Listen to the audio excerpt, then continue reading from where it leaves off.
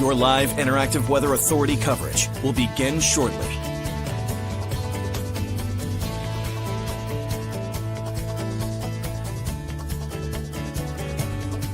Your live interactive Weather Authority coverage will begin shortly. Your live Weather Authority coverage starts right now. Good afternoon, everyone. Happy Thursday. I hope everyone's having a great week and enjoyed the nice temperatures yesterday. Today's not as warm as it was yesterday, or mild, I should say, but it's still a decent day. We do have some cloudiness in the area and some snow on the way to talk about, and we can get right into that. Here we are. We've got this system, this battleground that we've been talking about all week that's set up just to our south, and it's dividing some cold air from some warm air. And areas of low pressure keep riding along this boundary and creating some snow and some wet precipitation for southern New England, and some snow and potentially some sleet for us here in Maine. And I'll break this down hour for hour for you in just a minute here, but just a broad overview. The snow will begin for southern Maine after 8 p.m. tonight, last through the overnight hours, and will end in between 7 and 10 a.m. in the morning on Friday. So this will make for a slick commute in the morning for Friday. If you have to leave in the morning to go to work or go to school, it will be a little slick, and we'll break this down. But let's start off with some snowfall totals, what you can expect. 2 to 4 inches will do it for parts of southern York County. You'll be on the lighter end of this amount, so 2 inches for parts of interior York County. I can see some higher end amounts of 4 inches for coastal York County. Anything north of the York County will get a coating to 2 inches, and not everyone's going to see snow out of this event. Places north of Lewiston and north of Freiburg, we're expecting not much snow for you guys, if anything at all. So coating to 2 will do it across the greater Portland area through part of mid-coast Maine. Bath area, you guys should still see a coating to 2 inches. It's not going to make its way through Rockland. Lewiston, Freiburg, Sebago Lake, coating to 2 will do it for you guys. 2 to 4 inches will do it for much of central New Hampshire, along with Seacoast, New Hampshire, and again, lots of York County. And we can break this down even further and go hour by hour. Clouds are going to continue to thicken and increase as we head through the rest of our afternoon and evening hours tonight. This is 9:30 p.m. on our storm tracker tonight. You can start to see snow is making its way through southern and Seacoast, New Hampshire, eventually going to make its way through parts of York County as well. And I wouldn't be surprised if we start out as sleet in southern York County. Again, that's actually a good case scenario. We would rather sleet than freezing rain. Sleet is when it falls to the ground, it'll ping and bounce off any surface that it touches. And freezing rain is what clings to surfaces and makes roads icy and surfaces messy and icy. So we're not dealing with freezing rain with this event. It's going to be starting out as sleet and then quickly transitioning over to snow for the majority of the overnight hours tonight. Again, it's going to be a primarily a system for southern Maine, and York County has the best chance of seeing that plowable snow as well. And again, our temperatures are going to be in the upper 20s for much of Cumberland and Oxford counties. So you're expecting still like a packable snow, but it's going to be a bit more fluffier in nature. Places like York and Sanford, you guys can expect a wetter snow and the potential mixing with sleet as well. We can move on here, and it's going to move on pretty quickly in the morning. It will last through the 8 o'clock hour in the morning, and then we're going to see just cloudiness for the day on Friday. But I can see some schools maybe doing some delays in the morning in York County. Cancellations I don't think will be necessary. We'll have the plows out all night and through the morning as well. But snow-covered roads, again, are going to be slick and cause a bit of a mess on the roads. So again, for how much snow you can expect, 2 to 4 inches will do it for southern and central York County, along with coastal York County. They have the best chance of seeing that higher end amount of maybe 3 or 4 inches. A coating to 2 inches will do it for the greater Portland area, Freiburg, Lewiston, the Sebago Lake area, and through parts of mid-coast Maine as well. And points points north of Lewiston may not see any snow out of this event at all. If we take a look at where this system is currently, it is right in southern New England, it's been raining actually pretty much all day in Rhode Island and Connecticut, parts of southeastern Massachusetts. It's been raining for a good chunk of the day there. And it's starting to lighten up in places like Massachusetts, but it's going to fill back in as the sun sets tonight, and we will see some snow start to fall in York County after 8 p.m. tonight. So you can see there's still lots of sunshine through the state, especially if you are on the mid-coast of Maine, down east Maine. Up north, you definitely have more sunshine than places down south. It's slowly starting to thicken, but the sun was definitely out for much longer through the morning. And definitely some cloudiness through the Sebago Lake area and southern York County. And if we look at the high temperatures today, we actually already reached these. They happened before noontime today. We did climb into the upper 30s, near 40 degrees in some areas, and it's because we had a backdoor cold front move through before noon. So that sun was able to warm up the ground enough where we were able to rise into the upper 30s and low 40s. But our temperatures have been decreasing since noon, even a little bit before then. And we're going to keep seeing that through the rest of our afternoon with those cloudy skies. And again, after 8 p.m., the potential for that snow to start to fall. Definitely through the 9 o'clock hour, I would say, but it could happen as early as 8 o'clock. And the temperatures will keep decreasing from here on out through the rest of our afternoon.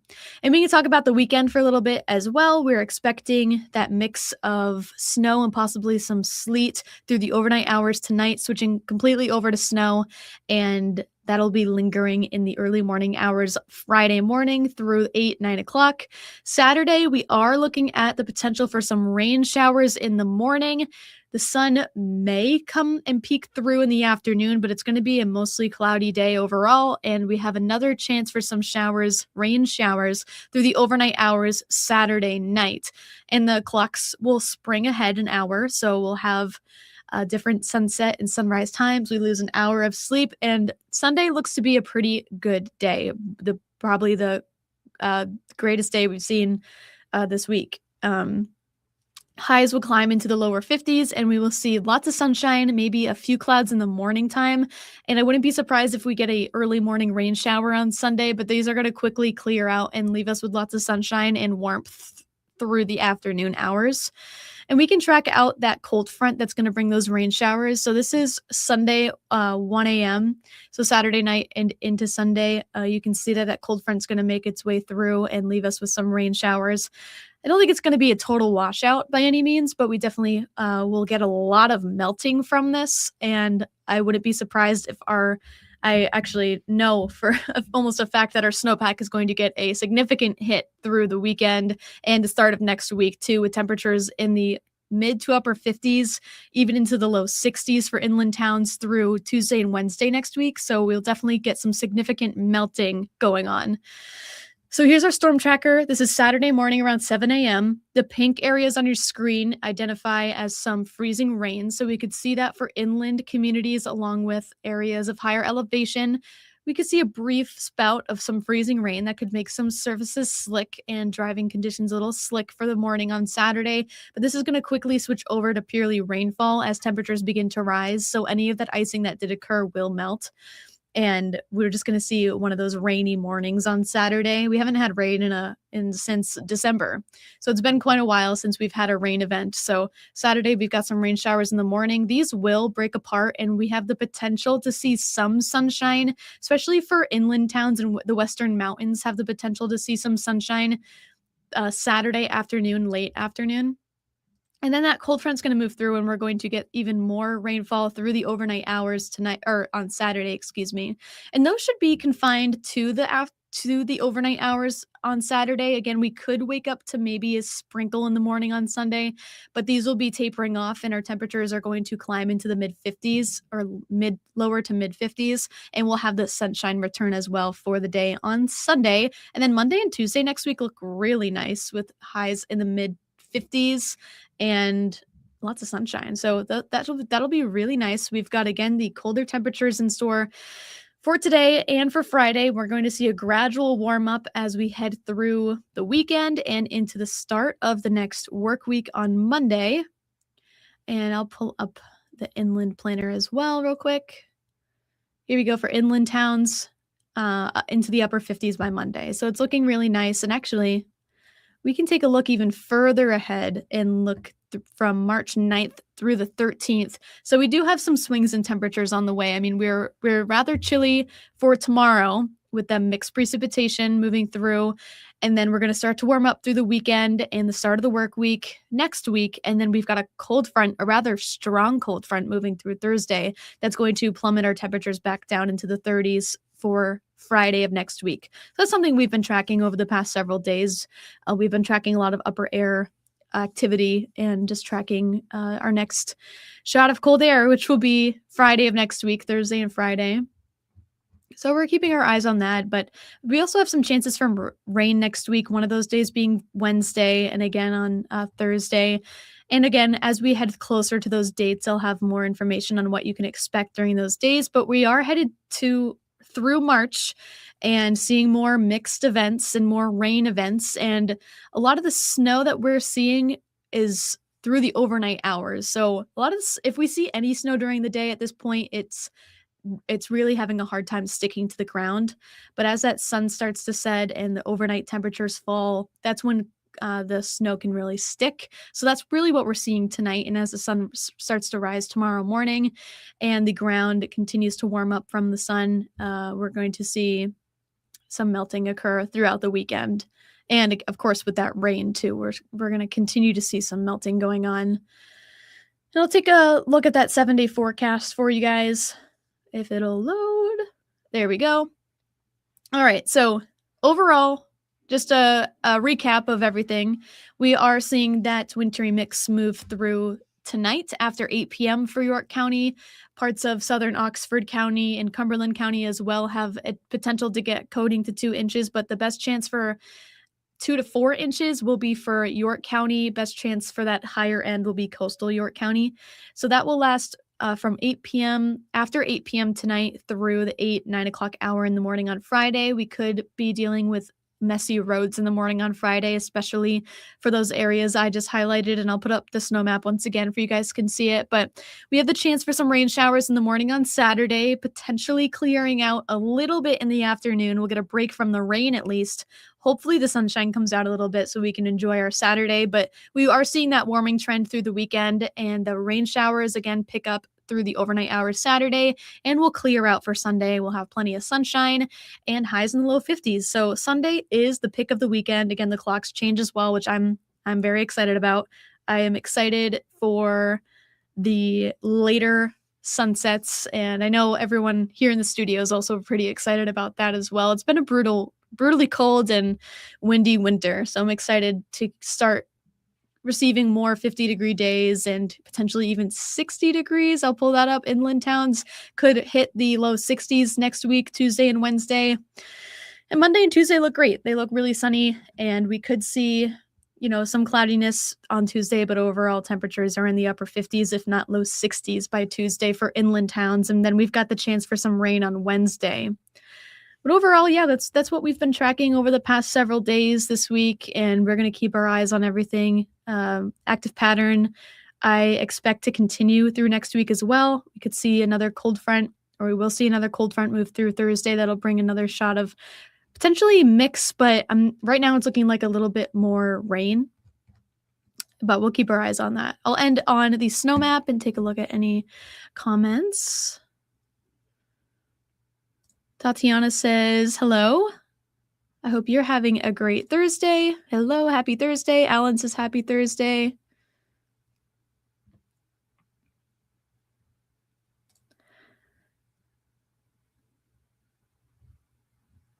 Aaron's asking more like synoptic questions about the warm-up next week. So I can actually pull up that 850 millibar chart for you, Aaron. Hold on. We're just seeing a lot of a warmer air kind of funnel in from the south. And we see that typically around this time of year with that jet stream. Here we go. With that jet stream, it's pretty strong during this time of year. And we're in that battleground of warm air versus cold air to our north and warm air to our south. And we're going to see, again, warm air funnel in and continue through Tuesday next week. Even then, we're going to see after that, we're going to see that cold front move through, and you can see that clearly here. That cold air is going to move through, and actually my map stopped loading. Oh, there it is. It stopped loading for a second, and on the back end of that, cold front's going to move through Thursday and bring in some more Arctic air. And the cold fronts around this time of year are relatively strong. Just because of that split of cold and warm air to our south, they make springtime cold fronts relatively strong, and that is a big attribution to the severe weather that you see down south during this time of year. Cold fronts that make it that far south with the Gulf moisture and everything that can create some thunderstorm activity for areas down south. Not much for Mainers here in New England, but it's just things we've been tracking. March is the first month of severe weather season down south. I just did a segment on that in Arc Maine this morning and just made a TikTok on that as well. If you want to follow or go check out my Instagram page, I talk all about that. But I mean, yeah, we see areas of high pressure move in and out. Throughout the overnight hours tonight, there's a relatively strong area of high pressure to our north that's keeping that boundary to where it is. And yeah, hope that answers your question. Let's see. Gary's asking about Wyndham. Let me pull that snow map back up. And Wyndham. Let's see. I need to be reminded again exactly where that is. Still relatively new. Okay, Wyndham. So you guys are north of Portland, near Sebago Lake area. You guys are expected to get a coating to 2 inches. That's what I project for you guys down there. Claire's asking how much is Portland getting? A coating to 2 inches will do it for you guys. If anything, around an inch, maybe a little bit more. All right. I will leave it at that. I hope everyone has a great rest of your day and a great weekend too. I am in for Emily Santum tomorrow, so I'll be on Good Day Maine and be doing the shows there along with Arc Maine tomorrow. So I will not be hopping on Facebook Live tomorrow, but I'll be in for Emily, and Charlie's in tonight. So I hope everyone has a great rest of your day. This has been